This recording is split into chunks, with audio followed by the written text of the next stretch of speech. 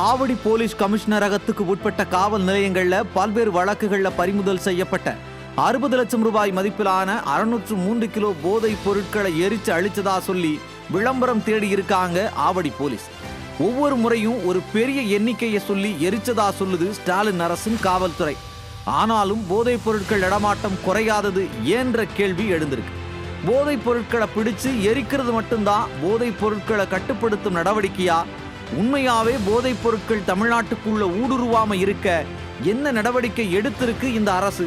எதிர்க்கட்சி தலைவர் சொல்றத போல போதைப் பொருள் ஒழிப்பு 2.0 3.0 என போட்டதை தவிர வேற என்ன செஞ்சிருக்கு இந்த அரசு?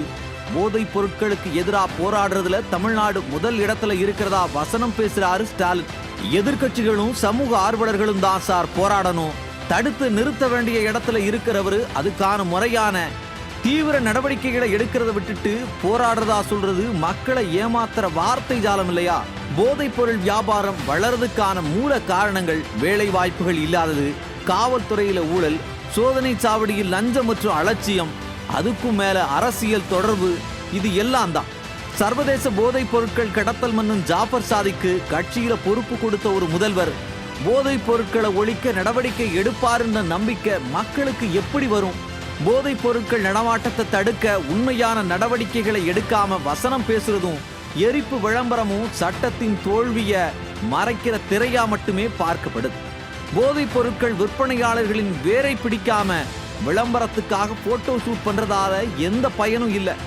போதைப் பொருட்கள் ஒழிப்பு காவல்துறையின் விளம்பர நிகழ்ச்சி இல்லை, சமூகத்தை காக்கிறதுக்கான போராட்டம்.